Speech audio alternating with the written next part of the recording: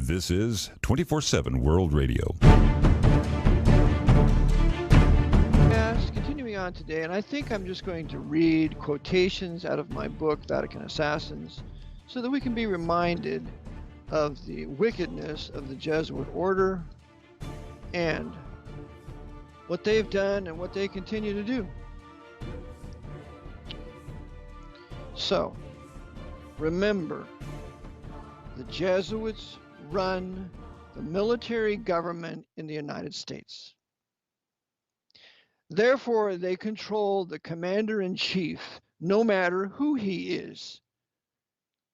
There's only one political party in this country, and it's the Socialist Party, be it leftist in communism or rightist in fascism, but they're all a bunch of socialists, which is Romanism. Socialism is Romanism.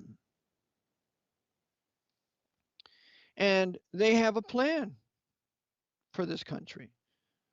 Part of their plan is with this fake, phony baloney in protocol number 19 of the Protocols of the Elders of Zion, the ones who wrote that, which were the Jesuits pretending to be Jews, they said we should goyim the nations with diseases. That's what they're doing. So every one of these from the hand of the Jesuit order. And do you think it's going to help you?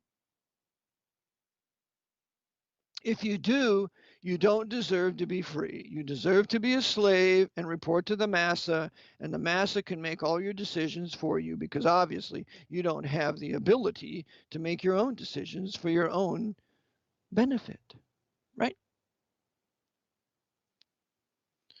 Well, I want to read to you, I want to put you in remembrance of what the Jesuit order is about and what they're doing here and what they control. Did any of you realize that a Jesuit, I think he's 75 or 80 years of age, named Leo J. O'Donovan, who was the president of Jesuit Georgetown University, and he was also on the 17-member board of Disney? Did you know he was there offering a prayer, quote unquote, at the inauguration of Joe Roman Catholic Biden? Did that not strike a note in you like, what are the Jesuits doing here with a inauguration of a president? Well, I'm here to remind you, and I'm going to read a few quotations over the next hour for you to consider. On page 17 of my book, Vatican Assassins, we read, this description of Babylon, the great harlot, seated on the seven-headed, ten-horned beast of Revelation 17. Revelation 17. While it may have ultimate reference to a situation yet to appear. Mute this phone here, we get interrupted. While it may have ultimate reference to a situation yet to appear, exactly fits papal Rome. Nothing else in world history does fit. The desire for worldly power began to manifest itself in the church on a broad scale in the 4th century, when the Roman Empire ceased its persecutions, as 312 when Constantine stopped the persecutions, and made Christianity its state religion. The spirit of imperial Rome passed into the church, and this is the church of the devil. This is the Roman papacy. See, if God has a church, so does the devil. The church gradually developed itself into the pattern of the empire it had conquered. Rome fell, but Rome came to life again as a world power in the name of the church. The popes of Rome were the heirs and successors of the Caesars of Rome. The Vatican is where the palace of the Caesars was. The popes have claimed all the authority the Caesars claimed and more. The papal palace throughout the centuries has been among the most luxurious in all the world. Popes have lived in pomp and splendor unsurpassed by earthly kings. In no place on earth is there more ostentatious pageantry and show of magnificence than at the coronation of a pope.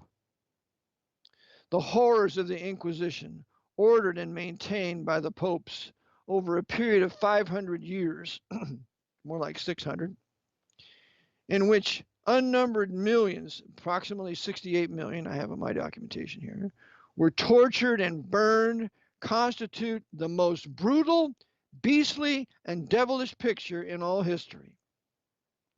The city of Rome, first pagan, then papal, has been the dominating power of the world for 2,000 years, 200 BC to AD 1800.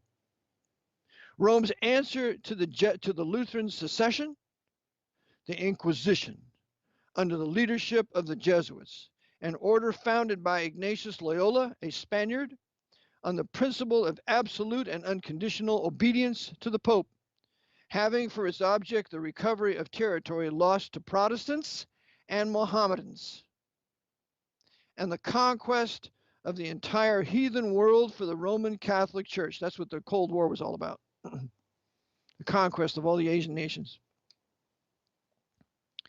Their supreme aim, the destruction of heresy, that is, thinking anything different from what the Pope said, think, or thought, for the accomplishment of which anything was justifiable, deception, immorality, vice, even murder. Their motto, quote, for the greater glory of God, unquote, in France. They were responsible, and in France, they were responsible for St. Bartholomew's massacre. Ever heard of that? 1572, you need to look it up. Persecution of the Huguenots. The Huguenots were the French Calvinists when they cut off the head of Admiral Coligny and sent it to the Bishop of Lorraine in a box. Revocation of the Toleration Edict of Nantes, taking all the religious liberty away from the French Calvinists in 1685 with that filthy Jesuit-advised King Louis XIV, after whose palace of Versailles Trump has modeled his 66th floor in Trump Towers. That's right, Donald Trump loves Louis XIV.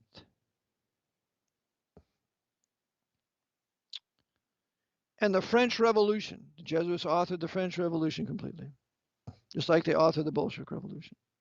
They led in the massacre of untold multitudes. By these methods, they stopped the Reformation in southern Europe.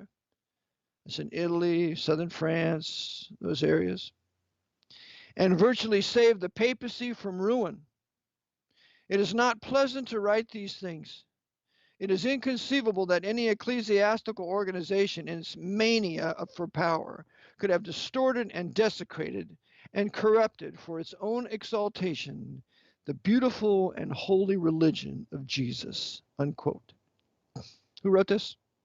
Henry H. Halley, in his Halley's Bible Handbook, 1927. He was an American Baptist minister. Do you believe that? Or is this more prejudice against the Catholic Church? I'm giving you facts. These are facts. Here's another one. On page 18. Now I beseech you, O most holy fathers and princes, cause that all the world may understand and know that if ye are able to bind and loose in heaven, you are able upon earth to give and to take away empires, kingdoms, principalities, marquesates, duchies, countships, and the possessions of all men, according to the deserts of each. If then ye judge spiritual things, what must not be believed of your power over worldly things? And if ye judge the angels who rule over all proud princes, what can ye not do to their slaves? Unquote. Who said this? Pope Gregory VII. He was known as Hildebrand. The Germans called him Hilbrand. And this is the bull of excommunication against King Henry IV in a book titled Paparchy and Nationality. So get that, people. The priests, the archbishops, the bishops, they'll have the right to take away the governments of those who run them. You like that? If you do, what are you voting for? Why should we care about our vote? And so they also have what the power to take the possessions of all men. That's what happened March 9th, 1933. The commander-in-chief took the possessions of every American in this country, seized it as legal title to everything, pursuant to this bull of excommunication of Gregory VII in 1073. The papacy's merely following established doctrine. It doesn't matter that I like the priest, he's a nice man, or he's a nice Jesuit. It's the doctrine that they uphold and that they enforce. Let's go to one other one. I do give my allegiance, political as well as religious, to the Bishop of Rome, the Pope. Heretics, I add, including evangelicals and Jews. Schismatics and rebels, I add, including the Muslims. To our Lord the Pope, I will, to my utmost, oppose and persecute. What do you think this crusade in Afghanistan, now that one's over, what do you think the crusade in Iraq is about? And other Muslim nations engaged in by the American military run by the Catholics and the Archbishop of New York City. What do you think runs the Pentagon? Knights of Malta, the papacy runs that. Jews don't run it. The Knights run it. They run it for the Pope. A Knight of Malta, his huge construction company out of Philadelphia, built the Pentagon. It was no Jewish contractor. It was a Roman Catholic contractor, Irish Catholic, and he was a Knight of Malta, and his name was John McShane. Read about him. John McShane. So the Jesuits are using the American military-industrial complex for making war on the nations of the world to kill certain targeted heretics and liberals while putting in a military dictator to take their place. And that's what they did in Nigeria. The last three presidents of Nigeria have been of Liberia, have all been black Roman Catholics, subject to the Pope. That's why the place is a wreck. And it used to be a beautiful black Protestant nation. Can't have that now. Can't have any no them the boys have their own Protestant nation. We're gonna wreck it. Can't have any black Protestant cultures. We're gonna wreck it. We'll burn them down. After the white people helped them out. Can't have all these little children growing up to learn anything from Pastor Phelps or any of these other things. So we'll give them injections to dumb them down and make them stupid and give them ADD. So they have to go to a school that have special ed. Yeah, because they're retarded. Thanks to the shots that these inquisitional doctors have put in them.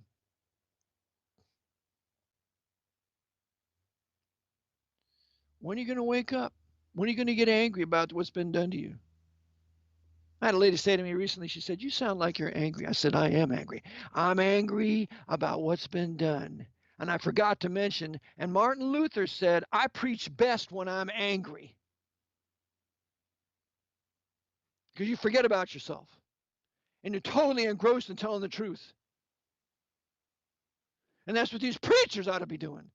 Totally engrossed in telling the truth, and they're angry about what's being done to the people of their country, enough to preach against what's being done. And that is what starts a great awakening, which gives rise to a political movement to resist tyranny. And it's in that order. No great awakening, no resistance to political tyranny that will ever work. Let's read another quote. Let's read this one. Page 19. Quote, to depose kings and emperors, like Kennedy, when they killed Kennedy on November 22nd, 1963, to depose kings and emperors is as much a right as to excommunicate individuals and to lay kingdoms under an interdict. This whole COVID bit here, you know what this is? This is an interdict. You can't go to school. You can't go to the gym. You can't go here. You can't go there. That's an interdict. It's a papal interdict when the priests interfere with the functioning of a culture and stop its movement. When the Pope would put a country under interdict in the Dark Ages, they couldn't marry. There were no more marriages. They couldn't bury the dead. They couldn't collect the garbage either. You want to kill a culture, just don't collect its garbage. There'll be rats everywhere and the plague everywhere. And by the way, if the Knights Templars can kill about 1/2 of the European population in Europe in the 1300s with the Black Death, with the bubonic plague, they can do the same thing now. And by the way, without the Black Death in the late 1300s, there would be no rise of John Wycliffe and ultimately Tyndall. So maybe what we need is a great big plague. Maybe we need to see 150 million people die of this. Maybe that's a prerequisite to national repentance and seeking the Lord and truly believing the gospel. Maybe that's what happened before. So we're under an interdict here in America. These are not derived or delegated rights, but are of the essence of that royal authority of Christ with which his vice regents, the popes, on earth are vested. And who said this? Henry Cardinal Manning in 1874. He's the Archbishop of Westminster, Essays on Religion and Literature. You like that, all you Roman Catholics? That's right. Your bishops and archbishops claim they have the right to excommunicate whoever they want to and lay a country under an interdict. And according to Francisco Suarez, they have the right to kill your political leaders too, in Rez's book, Reg Des Regi, the Regicide of Kings. You like that, Roman Catholics? You like that's the church you're going to? Huh? Ask your priest sometime, does the Pope have the right to kill kings that he thinks are heretics and liberals? Is that what happened to JFK? I mean, I read this book, Vatican Assassins, and nobody's rebutted it or reproved it. Nobody debates him about it, so it must be true. Is that true, Father? Holy Father? He won't answer your question. Here's a good one. No one can become her, Rome's convert, without renouncing his moral and mental freedom and placing his civil loyalty and duty at the mercy of another, the Pope, unquote. Who said that? William E. Gladstone, 1874. And I maintain he was a Jesuit coadjutor. He was a prime minister of Great Britain. Out of the book, Rome and the Newest Fashions in Religion. He was right. Every Roman Catholic has a civil loyalty and duty at the mercy of the Pope. What the Pope tells him to do supersedes anything anybody in government would tell him to do. There's another one. This is was put out in 1893. And we read here on 1893, on page 20 of my book, Vatican Assassins. I won't read all of it, but I'll read a couple paragraphs. Quote, this is out of Lucius Ferraris's work. Quote, the common opinion teaches that the Pope holds the power of both swords, the spiritual and the temporal, which jurisdiction Christ himself committed to Peter and his successors. The contrary opinion is held to savor of the heretical belief and condemned by Boniface VIII in the Constitution. It's the bull Unum Sanctum. Accordingly, unbelieving kings and princes can be deprived by the sentence of the Pope, in certain cases, of the dominion which they have over believers, Roman Catholic believers. For instance, if they have forcefully seized upon Roman Catholic countries, they call them Christian, but it's Roman Catholic countries, or are endeavoring to turn their believing subjects from the faith and the like. Yeah, by giving them the gospel, by preaching the truth.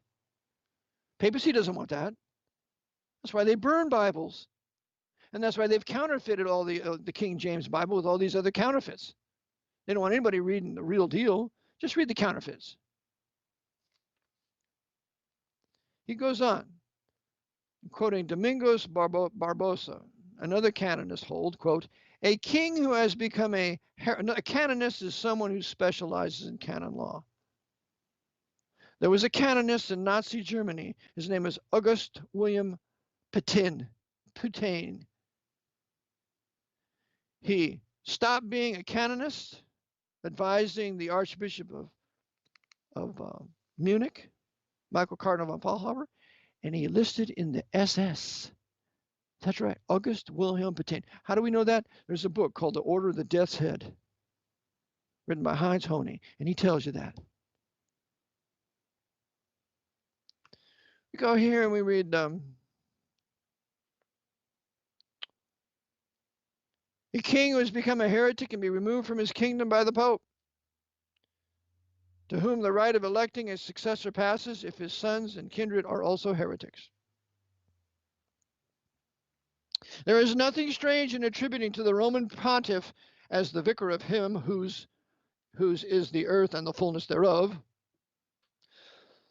the world and all that dwell therein, the fullest authority and power to lay bare a just cause, removing him not only the spiritual but also the material sword.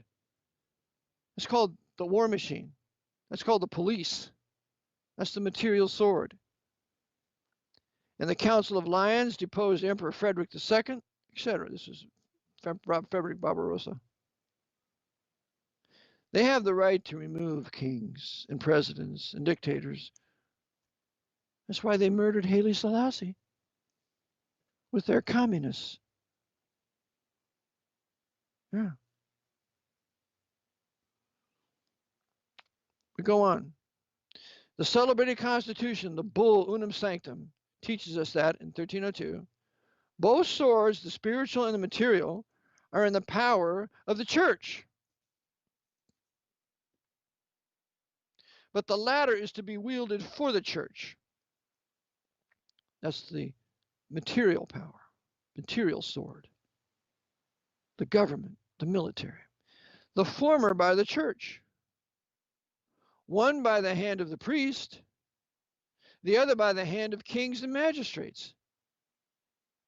It's Donald Trump and Joe Biden and Billy Boy Clinton and good old George W.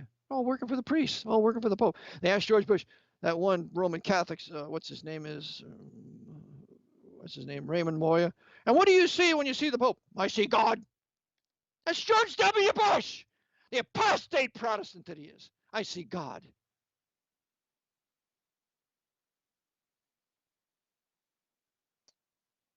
Go on.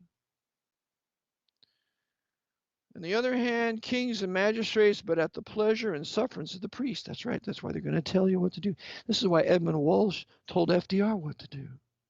This is why Edmund Walsh oversaw Proclamation 2039-2040 that FDR put out in 1933 in March. This is why Edmund Walsh was the one who oversaw the supposed passing of the Emergency Banking Relief Act in Congress.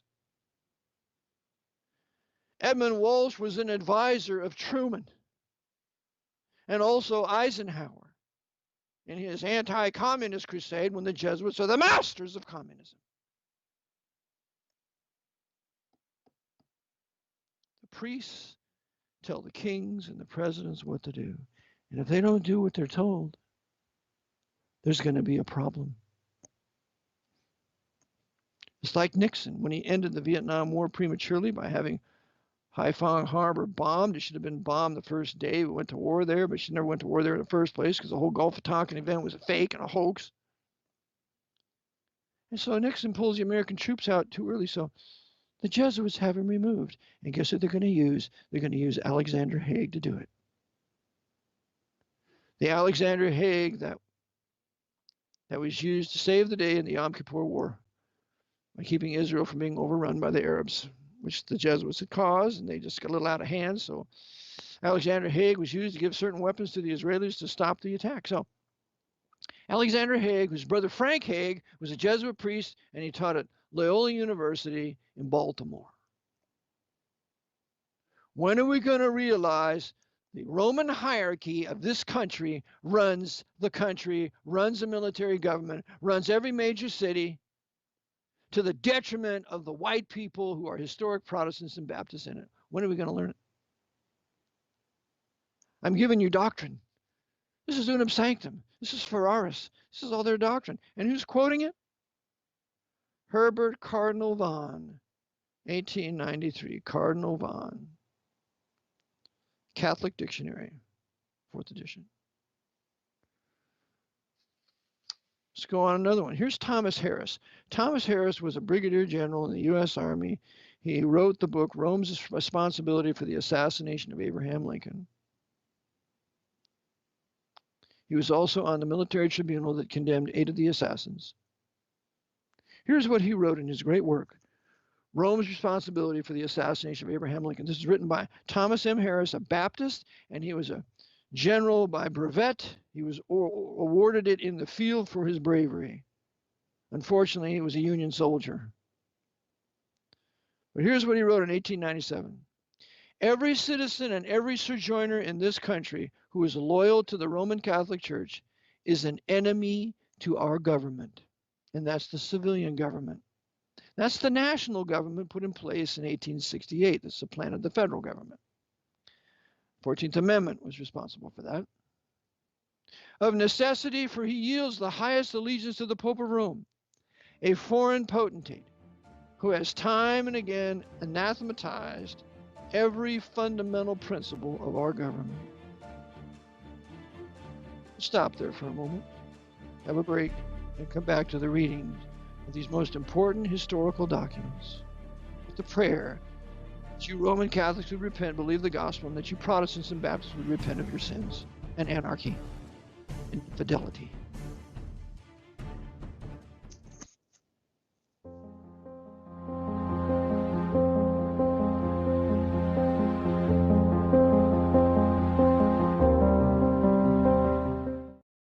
This is the Eric John Phelps Show on 24/7 World Radio. This is Brother Nicholas. Join me every Tuesday at 2 p.m. Eastern Standard Time for the German Bible Truth Hour and at 3 p.m. Eastern Standard Time for the Dutch Bible Truth Hour on 24/7 World Radio. This is Bruder Nicholas. Ich lade euch herzlich ein, mich anzuhören jeder Dienstag am 2 Uhr nachmittags, amerikanische Zeit, für die deutsche Bibelwahrheitsstunde und 3 Uhr amerikanische Standardzeit für die niederländische Bibelwahrheitsstunde am World Radio 24/7. Dit is broeder Nico. U bent hartelijk uitgenodigd om elke dinsdag om 2 uur Amerikaanse standaardtijd het Duitse Bijbelwaarheidsuur te volgen en 3 uur Amerikaanse standaardtijd het Nederlandse Bijbelwaarheidsuur te volgen op 24/7 World Radio. This is 24/7 World Radio, and you're listening to The Eric John Phelps Show. Broadcast continuing on. We're reading from Thomas M. Harris's great work, Rome's Responsibility for the Assassination of Abraham Lincoln.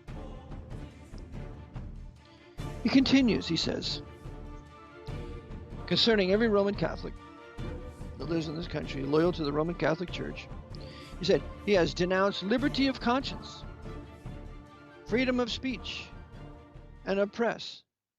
That's why Patreon kicked me off. Of course, I shouldn't have been on there anyway. Got what I deserved. I'm going to put everything on my Vatican Assassins website from now on. They don't want you telling the truth about anything.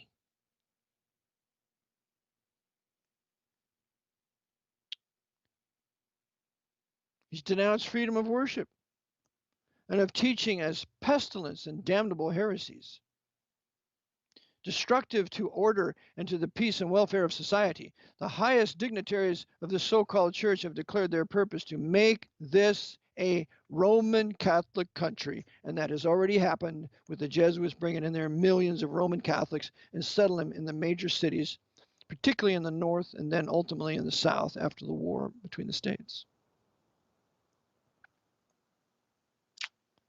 Conquer the cities and everything else follows. He says,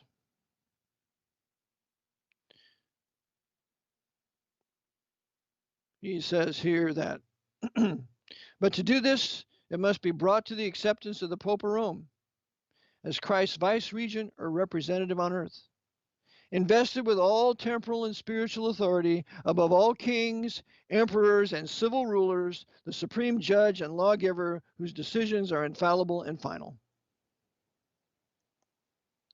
You see, for the Roman Catholic, the Constitution is not the highest law of the land. It's the Pope. That's the law of the land now, boy.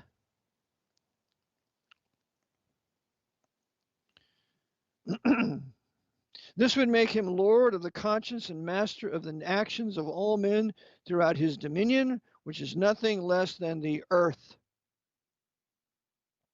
These are his monstrous claims, and his priests of all grades, including the wily Jesuits, and there was a book called The Wily Jesuits that I quote, are laboring night and day to make them good in this land of ours. It's already happened.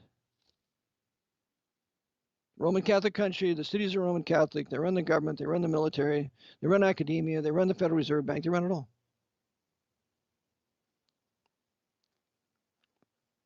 He goes on and then he says, is there no danger, pardon me, when the Roman hierarchy quarters its wily agents in the capital of our nation to exert their influence in shaping our laws and in controlling presidential appointments to the highest and most important offices? Do you realize Roman Catholic man named Viet Diem out of Georgetown wrote the Patriot Act? along with another Knight of Malta named Michael Chertoff? Did you know the Jesuits at Georgetown University wrote the NDAA, National Defense and Authorization Act, where they can arrest you and never charge you with a crime and hold you forever? That's the Holy Office of the Inquisition stuff. That's not American civilian due process of law. That's Roman Catholic inquisitional military jurisdiction. Go on.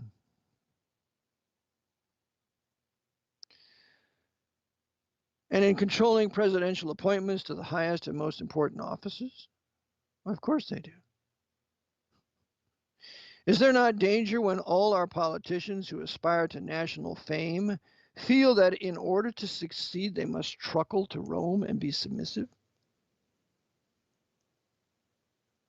Is there not danger when the capital of our nation has been captured by the wily Jesuit and Washington is literally in the lap of Rome, quote unquote? And that phrase is from a book called Washington in the Lap of Rome by Justin Fulton, written like the 1888. You got to get the book. Showed that there was a secret telegraph wire between the White House and the Archbishop of Baltimore, James Cardinal Gibbons, the first real American Pope. He oversaw four major assassinations of 4 presidents. Now, one more thing. Washington is now the District of Columbia. Washington, the city of Washington, was referred to in Proclamation 2039 on March 6, 1933. But when the Proclamation 2040 was issued on the 9th, issued from the District of Columbia, Washington, the civilian capital for the civilian government, became the District of Columbia, the military capital for the military government. And that's reflected in those 2 proclamations. I'll show you another statute in Internal Revenue Code where they define what the United States is the District of Columbia. Puerto Rico and the Virgin Islands, that's the United States. Yeah, United States is District of Columbia. Did you know that? Going on. Go into any and all of the departments of our government and find 7/11ths of the government employees, in several of them abject slaves of the Pope, and tell me, is there no danger? Go into all of our cities and larger towns and find our municipal governments, those are city governments, county governments, whatever, our municipal governments in the hands of the faithful servants of this foreign despot, the Pope, and who are corruptly administrating their affairs to enrich the church at the expense of the people, and tell me, is there no danger? The Jesuits have been responsible for giving hundreds of millions of dollars to the papacy using the American government, using the military government. It is clear that Rome is rapidly getting control of all the sources of power in the United States, both in civil and military affairs. They have it all now. And she is doing so in the presence of a well-considered and wisely laid plan, and for the very purpose of subverting our government, unquote. That subversion happened on March 9th, 1933. Thomas Harris wrote this in 1897, so it happened 36 years after he wrote this. Lebanese civilian government was ousted temporarily, and it was replaced temporarily, provisionally, with an emergency war powers military government founded out of Section 5B of the Trading with the Enemy Act, amended by the Emergency Banking Relief Act of March 9th, 1933 also, and that's the foundation for the emergency war powers military government, which the Jesuits rule from stem to stern. It doesn't matter which political party's in office, they're all the same. Here's a book written by M.F. Cusack. She was a nun in Ireland, and she wrote a book called Converted Nun of Kenmare Convent in 1896. Now, that's what she was, a converted nun of Kenmare Convent in Ireland, and she wrote the book, The Black Pope. And by the way, I found a copy of The Black Pope in the seminary library in Lancaster. I think it's Church of Christ Seminary Library there. And I asked the head of the library, this was years ago, his name was Richard Berg. I asked him, I said, do you mind, Mr. Berg, if I just take this book and I'll make copies of it? I'll have it printed and I'll give you several copies for nothing. He looked at it and he said, what for? I said, because this is one of the most important books ever written on the Jesuit order. It shows how they rule the world. And the book had not been filed in as a book of the library yet. So I was very tempted to steal it. It would have never gone missing. But I had to confess that temptation and say, Lord, I'm not going to steal this. I just asked the librarian. He said to me, no, you can't. Now, this is a Protestant seminary with a library full of anti-Jesuit books. Right across the street from Franklin and Marshall College. And he would not allow me to take that book and have it reprinted. And then the next time I went to the library, maybe a week or two later, as I walked in, there was a nice white lady working at the desk, and she was blushing as she was looking at me. And she handed me a piece of paper. And I read in that piece of paper, here's what it said, and I have it hanging up as a plaque on my wall. This is from the Richard Berg, Director of Library Services, May 2001, revocation of library privileges. And I'm reading this memo, and it says, with the endorsement of President Peter Schmection and Dean Annabel Prophet, I am revoking all library privileges. This action is precipitated upon your use of the library and its resources for a purpose which perpetuates suspicion, hatred, and mistrust, which is inconsistent with the mission of the seminary and the library. This action can be taken because we are a private institution, which can restrict who may or may not use the library, its collections, and its equipment.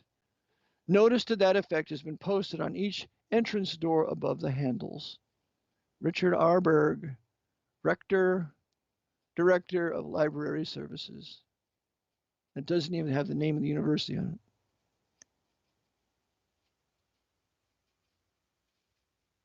That's what happens when you begin to be vocal against the Jesuit order, and these academics that are loyal to the Jesuits find you out. Can't use the library now, boy. Go away. You're using it for hateful purposes. Telling the truth about the Jesuits, that's hatred. Mistrust, is that for telling the truth? Mistrust? Of course it's mistrust. I don't want to trust those people. Look what they did when you trusted them. It's a military order, Berg, but that's what they do. Going back, we read.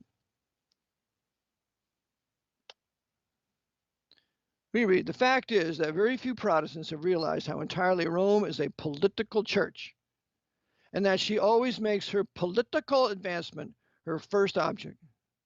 Nor do they realize that it is not only permitted but approved that solemn oaths should be taken which are never intended to be kept. And I add the Jesuit doctrine of mental reservation is applied to taking a civil oath to uphold America's Protestant Constitution. And by the way, the Vice President, when he takes his oath, he takes it without mental reservation. I wonder who put that in that oath. Now, Rome is perfectly consistent in her demand for the control of civil government.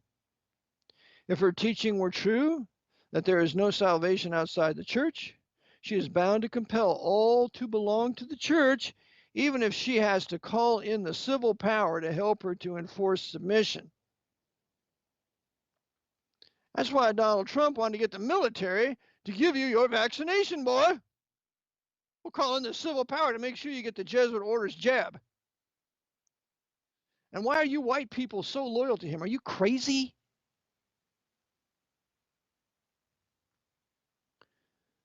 This power she has ever invoked and utilized.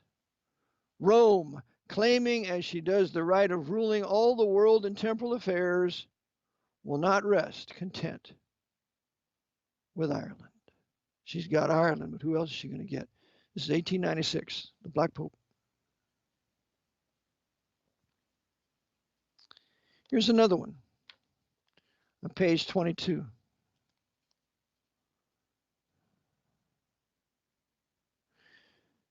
Quote, and this is by G.R. Badenoch, 1875, and quoting Leopold von Rank's History of the Popes in his work, Paparchy and Nationality. We read, quote, now at the period of the Reformation, we find the old notion of a universal paparchy, that means universal rule of the Pope, incorporated in the order of the Jesuits, quote, who claimed for the church an unlimited supremacy over the state and made the existence of a government and the allegiance paid to it to depend on the application of its power to the interest of the Catholic Church, unquote. In other words, the Jesuits want to rule the country through the government they control. That ought to be taught in Democracy 101 here. He goes on, Jesuitism is the despotism of intolerance. The Reformation had assailed the Catholic unity. Jesuitism would resist the Reformation by intensifying that unity through the subordination of all persons, parties, and interests to the head of the church. Protestantism in Germany had contended for spiritual freedom. Jesuitism had insisted upon the annihilation of self-will and its absorption in the will of a superior who should be reverenced not on the ground of his wisdom or his goodness, but as the official representative of God. Protestantism had revived reason as a judge in matters of faith. Jesuitism made diversity of belief a sin and would enforce dogma by authority. Protestantism made much of conscience as a criterion of duty. Jesuitism made of religion a political power, the triumph of which was the end to be had always in view, and which must be secured by any and every means, by any means necessary, even by the sacrifice of conscience itself. So what are you going to be? You're going to be a Bible-believing Protestant or Baptist with freedom of conscience? You're going to be a Jesuit-controlled Roman Catholic with no freedom of conscience whatsoever. You're going to do what you're told. Roman Catholicism is a perfect religion for a political tyranny. The priests tell you what to do, then the priests control the king or the president, and then he tells you what to do. That's all there is. You can't name one political leader in the world today that's not subject to some Jesuit or Roman hierarch. Not one. And when their appointees become disobedient and don't want to go alone, like those three black political leaders, I think one was in Haiti and two are in Africa, they killed them. Bye-bye. You're out of here. But you won't find any of these savage black leaders denouncing the papacy, will you? Because they work for the papacy. Obama worked for the papacy.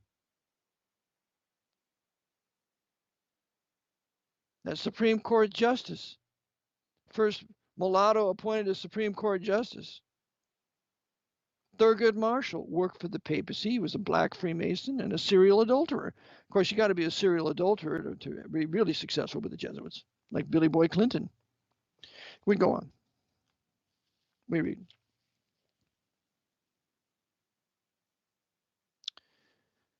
This was spoken by Aloysius Fortis. He was a Jesuit superior general in 1825.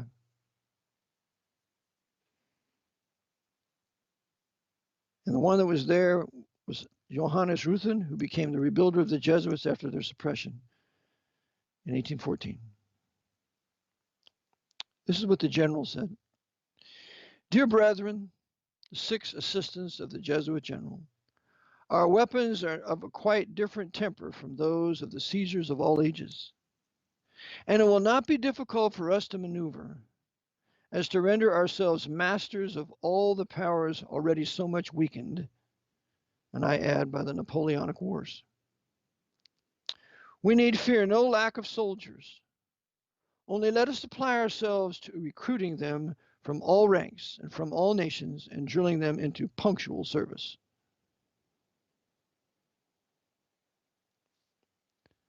I knew a Jesuit once. He was an ex-Jesuit, and he told me about the long black line. The Jesuit novices all had to walk in a long black line, 3 abreast. They could never go 2 by 2 because the third was always a spy. It's called the long black line. You check it out. He says, but let us at the same time be vigilant that no one may suspect our designs, and that's conspiracy. Are you a conspiracy theorist? Well, the Supreme Jesuit General is, and I guess we should be too, because it's called Jesuit conspiracy. If you rule out conspiracy, you'll never understand history. You'll never understand the Jesuits. You'll never understand why you're going to get the jab and die. Ours be the knowledge of this great mystery. As to others, let them hear us speak in parables, so that having eyes they may not see, and having ears they may not hear. And let our labor be in earnest. That's why the Jesuits always speak, it's an open but false policy, and there's a secret but true policy. It's just like the Pope. He continues and concludes, Aloysius Fortis, a Jesuit general, 1825, he concludes, you well know that what we aim at is the empire of the world. You well know that what we aim at is the empire of the world. But how are we to succeed unless we have everywhere, and I add Illuminati-controlled Masonic adepts, we have everywhere adepts who understand our language, which must yet remain unknown to others, unquote. Like that. Does it bother you that the Jesuits run New York City from Fordham University, overseeing the Archbishop there, and New York governor, that new black guy, he's run by the Jesuits too? Does that bother you? Does it bother you that they're running the Jews out of New York City? I have one Jew on a video that I put up on my Patreon that was taken down. He says, run for your lives.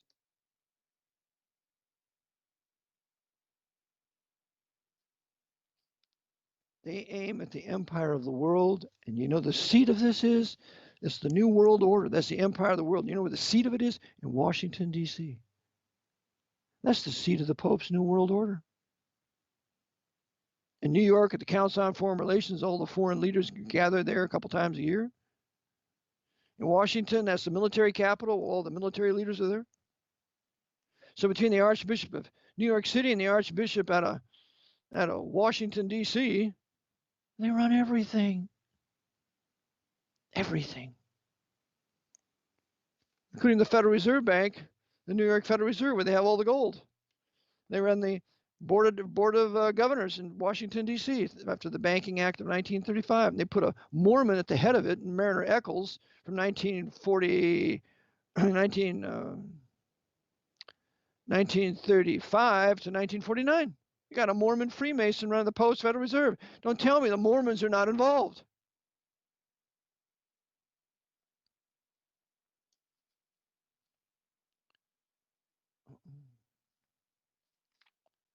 Let's read one more quote here. We read page 27 of my book, Vatican Assassins, said by a great Frenchman out of the Parliament in 1762. He says, this kind of despotism that he exercises is to be ascertained by the nature of the obedience which is required. The constitutions throughout put the general in the place of God and of Jesus Christ. That's what this Frenchman's saying. Because for the first time, the constitution of the Jesuits was made public in France in the 1760s. And this guy's outraged in reading it. This assumption is so marked in this respect that I think there are in the Constitution of the Jesuits, more than 500 places which expressions are used similar to the following. Quote, we must always see Jesus Christ in the general. The general today is Arturo Sosa. All the Jesuits look at him as always Jesus Christ. Be obedient to him in all his behests, as if they came directly from God himself. That obedience must be complete in action, in the will, in the understanding. You must feel convinced that everything which the superior commands is the precept and the will of God. You must always see God himself and Jesus Christ in the superior, whoever he may be, and that's the Jesuit Superior General. He concludes, when he orders anything, it is not allowable to consider whether the act prescribed is sinful or not, unquote. That's why when the Black Pope ordered the destruction of Titanic in 1912, and all those women and children went down in the North Atlantic and all those other innocent people, the one who oversaw that, the setup at least, was Francis M. Brown, the Jesuit novice. They'll do anything. They'll take down Flight 800. They'll take down Larry McDonald and Flight 700 over Korea. They'll take down Lusitania. They'll take down Titanic. They'll sink the USS Indianapolis. They'll kill a sitting president. There's nothing that they will not do in obedience to the orders of their general. This is conspiracy on a scale and of a magnitude we really cannot comprehend, because it's satanic, and the one who runs it all is Satan, the god of this world, the most powerful, brilliant creature ever created. And the only one more powerful than he is none other than God manifest in the flesh, at the right hand of God the Father, the Lord Jesus Christ. And if he lives in you, you have power to overcome Satan and his Jesuits. If he doesn't, there's nothing you can do to resist them. You're helpless. Would to God that we would all repent, believe the gospel, be saved, and then resist this Jesuit order.